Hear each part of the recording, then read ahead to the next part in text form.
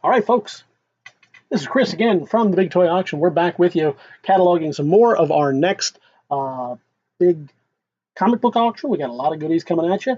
I'm going to take you behind the scenes here as we go over how we take some pictures for you. You're going to get a chance to see a little bit more than you'll see in the gallery, so that's good for you. You'll hear me clicking some pictures along the way as we go. So sit back and relax. All of these items will be available in our next catalog auction. You can see the information for that down here at the bottom at TheBigToyAuction.com. So there'll be a lot of goodies for you. You can leave pre-bids on any of these items right up until the moment that they go live into the ring. Or you don't have to come to the live auction at all. We recommend that you do if there's items that you want to get.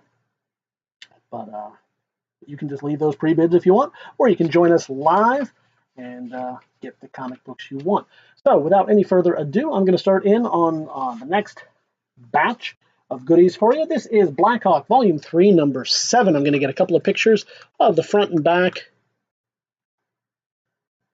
There we go. You got some Will Eisner and John Ostrander on this one. Always a fun read, going way back to certainly Silver Age, perhaps Golden, if I'm not mistaken. So we'll get a couple of shots of the back. So I should date this as to when exactly this came out. The first Bill and Ted. Bill and Ted's Excellent Adventure. So some goodies right there. Now we're going to move on to the next one. This is Blackhawk Number 8. Kind of a disturbing looking cover, I always thought.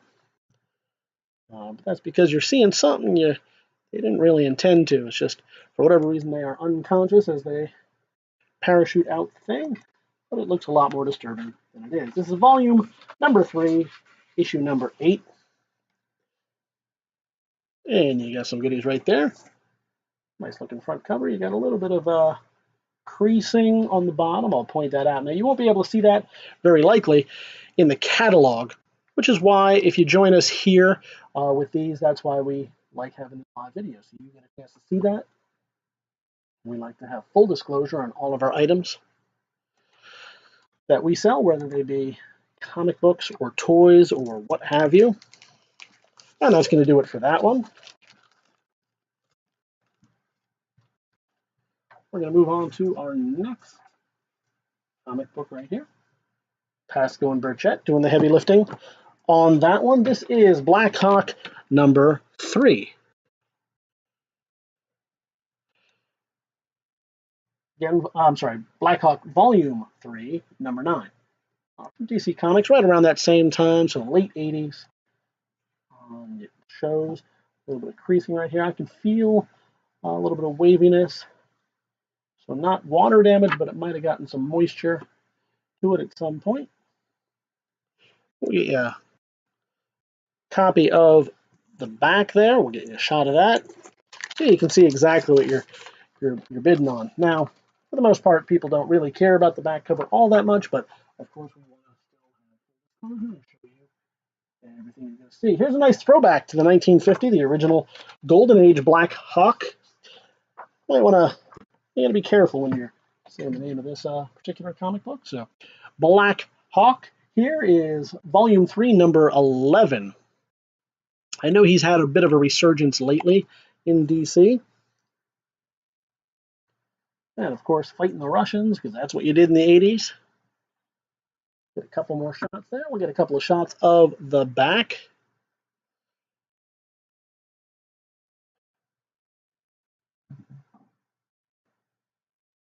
My camera angle is a little bit weird, so it's giving it some kind of funky looking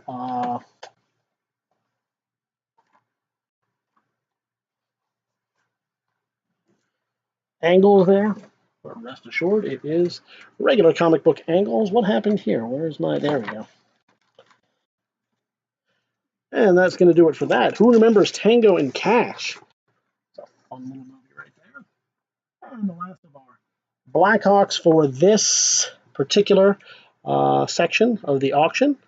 This is Volume 3, Number 12.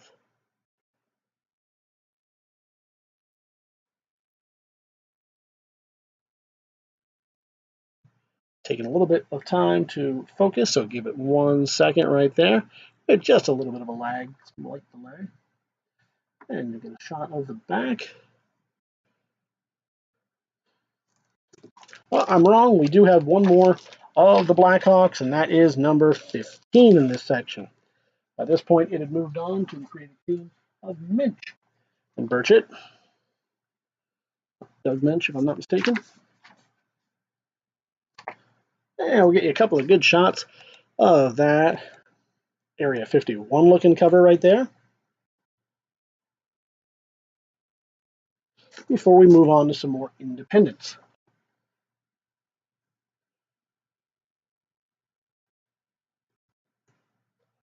Should give you an idea of the age of this comic, that even the remake of Total Recall is starting to show its age. It's getting on in age as well. Now we're moving on here to a little bit of a risque kind of cover here with Caliber Presents. This was in the same vein as Dark Horse Presents. Well, this is volume 1, of course, number 5. You can see a lot of what is probably some water damage caused that, or actually, if I had to guess, I'd say it got crunched in the comic box. Got smushed a little bit, so there is some wear here, but you're getting it for what's inside. You want to read it, see some older independent stuff. Folks like the independents, and we like to bring them to you. So here you go. In the same vein as Caliber Presents number 7, an anthology series, showed a lot of the goodies that were going on with Caliber. If you like independents, and I certainly do, especially from that era, you get some neat stuff in here. So you get just a couple of different stories. It was Caliber, is that where the mask came from? I'm not mistaken. I think that's where the mask, known for Jim Carrey's movie mostly. I think that's where they came from. All right, there we go. We got the shots of it. We always like to get a couple of shots for the catalog, just in case. That way, if anything goes blurry, we've got a couple of extras there. We had some trouble in the first run, so we'd like to take some extras just to make sure that you're getting the best quality images we can come up with. This is Caliber Presents number 12. Some more good independent work. This has a little bit of a rough wear on it there, but nothing too severe, nothing too heavy. Some fun stuff right there. And we're going to move on to just a couple of random guys. This is one of my favorites in that entire line. If you were with Spawn from the original at the beginning, then you recognize this. This is Spawn's team up with Cerebus the Aardvark. Kind of a take on the sword and sorcery. And for him, of course, being a black and white comic book, the in-joke here is that was the first time he's been in color. Unlike Spawn, who is always in color. This is back from '92, so you're looking at a 26-year-old comic book. See just a little bit of some spine wear on it, as you might expect. If there's one thing Rob Liefeld needs, it's more promotion. So glad to see some of that. Okay, Speedball, the Masked Marvel. You know, I haven't seen him in any version yet of any of the Marvel universe, the cinematic universe. I wouldn't be surprised to see him make an appearance or two. So here you go. You got Speedball, the Masked Marvel. This is number 7. Let me make sure I have these in their order. Yes, I do. Steve Ditko working on this. One of the reasons we put him in this auction is because we're doing a little bit of a tribute. It was a light last minute, of course, but a little bit of a tribute to Steve Ditko, who sadly passed not too long ago.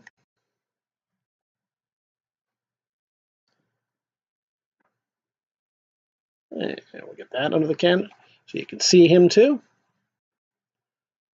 Get a couple more shots there. And that's going to do it for Speedball. As we move on to Superman. Who doesn't love Superman? Whoop, knocking everything over. We move from Marvel to DC with Superman number 57. This is the reboot. Burns reboot by this point. Which one was that? Superman number 57. Yeah, so by this point, yeah, Dan Jurgens had taken over most of the heavy duties. Fun little episode right here with the Krypton Man. You don't see much of the Krypton Man anymore.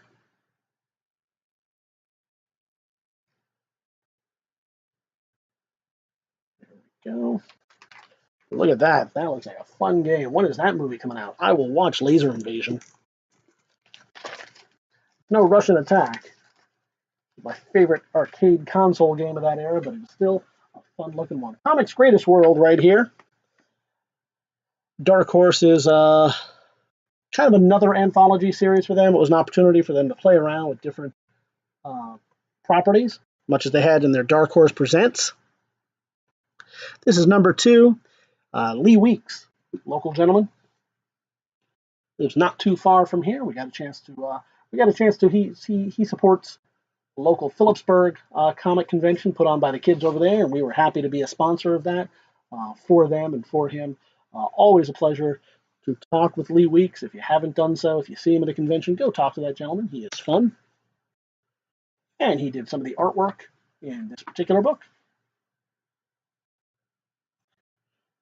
We'll show you the back, a very, very 90s back on that, including Hero and Comic Defense. Oh, that's not, yeah, Comic Book Legal Defense Fund had not yet, I don't think, been founded. I don't think the Mike Diana case had occurred yet. I believe that's a different sort of bagging system. Who knows? I may be wrong. We're going to move on here to something that I was unfamiliar with. This is from First Comics, The Chronicles of Corum, the King of Swords. Michael Moorcock, the sci-fi gentleman. You got Mike Barron doing some of the work on this as well. May of '88, 30 years old, hard to imagine. Going to have an opportunity to go to a new home, somewhere in your home, perhaps, in our next comic book auction. Details of which are right here at TheBigToyAuction.com. Head right on over there, or go to the information in your in the comment section. As always, registration is free, and we welcome you there. It's always a fun time. People have fun. We got a lot of deals for the dealers. We got a lot of good comic books for the collectors, so everybody has a good time. Here we're moving on to Cosmic Boy. This is number 2 in that series. From the Legends crossover of that era. Good 80s comic book featuring Cosmic Boy, who doesn't get enough. Did I get enough shots of that? Who doesn't get enough credit in the DC universe? I doubt we'll be seeing. You know, we might. Well, there's the Legends TV show, so maybe. And look at that, folks. If any of you has this out there, look at that. You don't see many of these. The Karate Kid Tri-Action figure playsets. That playset is hard to find. You see the competition center come up every now and again. Usually that one, for whatever reason, is boxed. I don't know why. This you don't see too often, and just the Karate Kid in general. We sold a few of those a few years back. They were fun. If you have any, the ninjas come up. The ninjas we find. If you have any of these that you are looking to sell, give us a ring. We would be happy to put those into our next auction. Those are always fun, always a crowd favorite, crowd pleaser. So let us know, and we'll make you some money. That's what we do. All right, next up, here's a bit of an oddity. This is Echo of Future Past, Continuity Comics. Again, another one from that era, from the heyday of the 80s independence. Has a little bit of that heavy metal feel to it.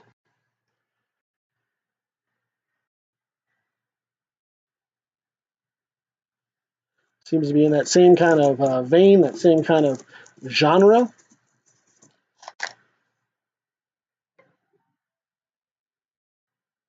And it looks like we just lost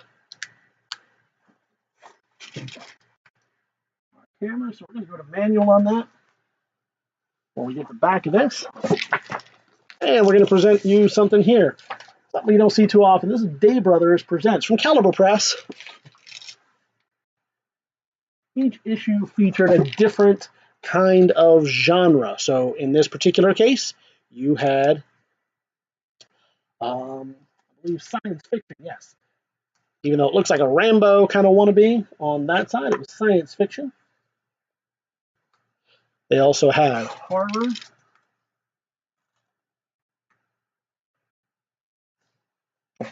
As well as a few other ones, so that was always fun. That is Day Brothers Presents, also from Caliber Press. Quite a large collection that came into us, included these Caliber Press from an old dealer. Stock. That's always fun to just look through an entire dealer stock worth of stuff, and that's what we're going to be doing for you here. We've got a lot of goodies coming up in our next auction at TheBigToyAuction.com. This is Dead World number 16 from Caliber Press. I have no idea what that is about. Looks to be some kind of fun horror comics, so somebody's going to get a chance to enjoy that. And moving on to a little bit more common, a little bit more recognizable, is Armor Wars 2. Good 80s action right here for you. Featuring Iron Man, who I believe in that point has just recently dried out. Only to find that he had to fight all kinds of baddies. This is Iron Wars 2, and what number was that? That was number 262. You got John Byrne doing some of the duties, John Romita Jr. So, kind of an all-star team working on that. This was, I believe, right after John Byrne had come off of his duties on Superman. Don't quote me on that, but I believe that's where it falls in the timeline. Moving on straight to some Micronauts. We are always happy to work with folks at Mego Meet every year. We do their benefit auction to help keep the lights on for them. And we were excited to see that they had re-released Megos this year. The company is back and it seems to be doing pretty well so far. Unfortunately, the Mego license no longer includes Micronauts. But Hasbro is trying to do something with it. Hopefully we'll see something come along down the pike. That would be real fun.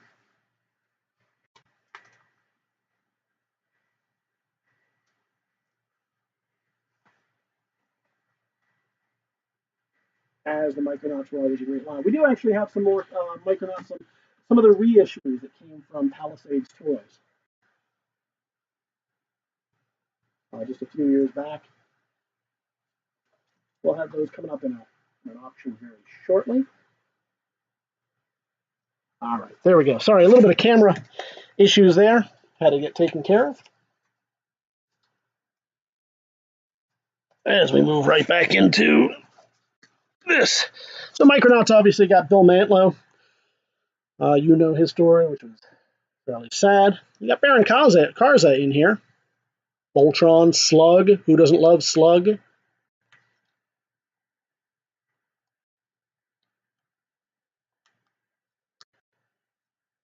And this will give you an idea, both the fact that Bill Mantlo is working on it and the fact that there's Battlestar Galactica should give you an idea of the age. Speaking of which, we've got Micronauts number 39. From that same era.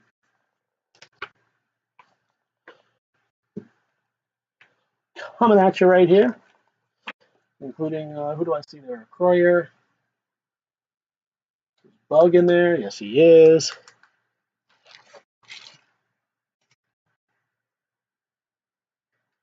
Bug out there. I guess it's possible.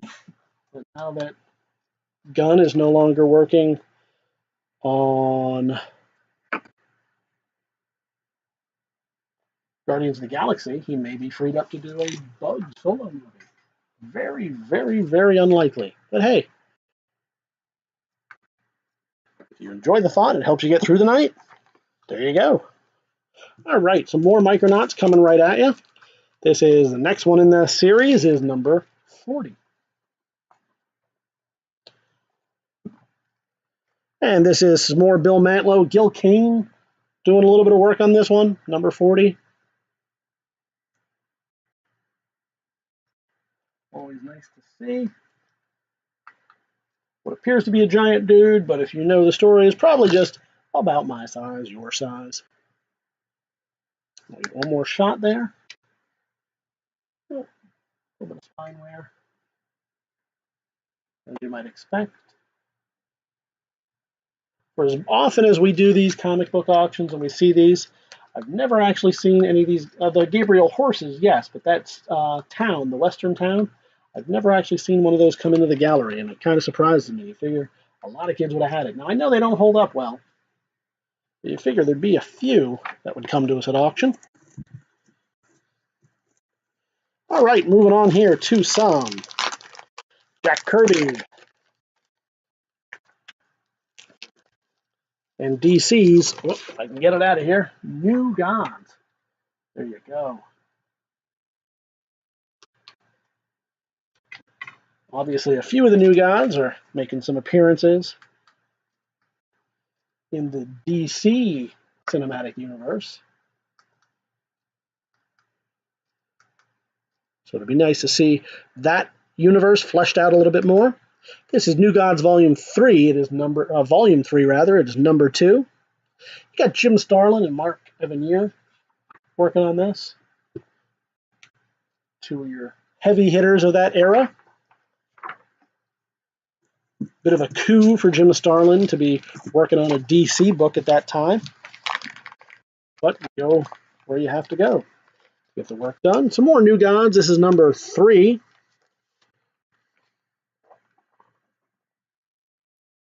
Featuring a suspiciously Micronauts-looking character there. Bug Out, also by Starlin.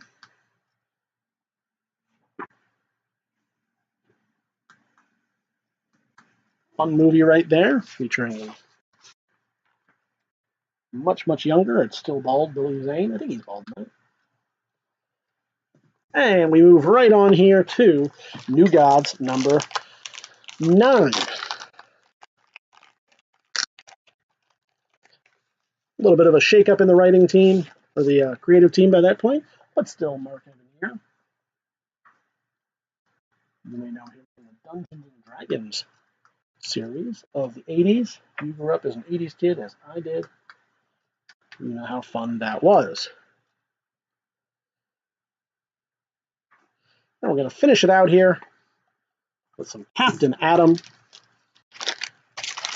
Just a few issues coming at you. This is DC's Captain Atom. This is number 1. First appearance of Captain Atom, but also of General Wade, who would appear a little bit later. Pat Broderick, Terry Bates working on this one. Pretty good condition. Still some sharp edges on it. If you're a fan of the Captain action, I doubt they'll be digging that deep in the DC universe. But you never know. But we missed one New Gods here. Just one of the New Gods. Let me throw him in real quick.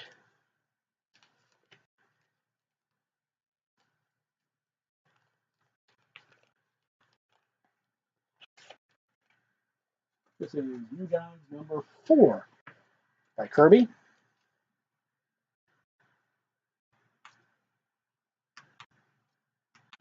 Featuring some Calabac there.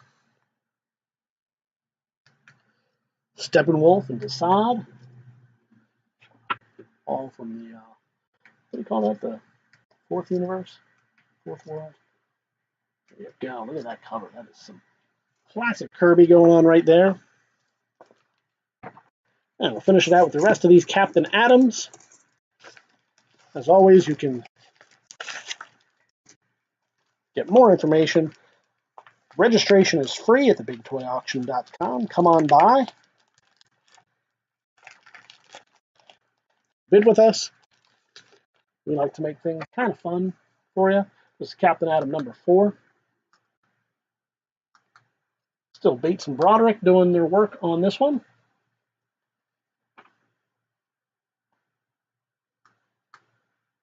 Who doesn't remember those American Defense? How many of those did I have? I know I had that guy. I remember wanting that guy to be my quick ticket for my G.I. Joes, but I don't know if I ever got him. And at least one of these came with one of these vehicle sets. These were so much fun.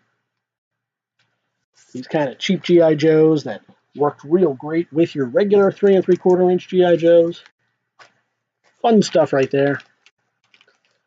If you have any American Defense, we'd love to sell those for you too. Any kind of toys, we love selling those. That's what we do. We like to think we're pretty good at it. Captain Atom number 7, here you go. Next up on the line, you can see front cover looks pretty good. No damage to it. Still holding up after all these years. 30 years from now, I hope I'm holding up just as well. Going to finish out with our Captain Atoms. You got number 8 for you right here.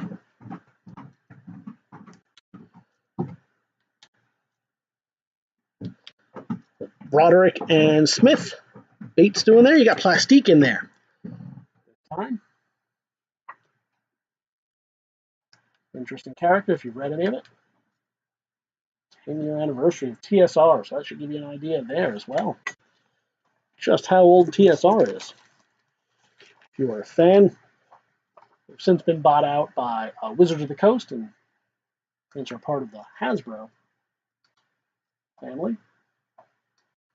Some more Captain Atom. If you're looking for Captain Atom in this comic book, you ain't going to find him. This is number 10.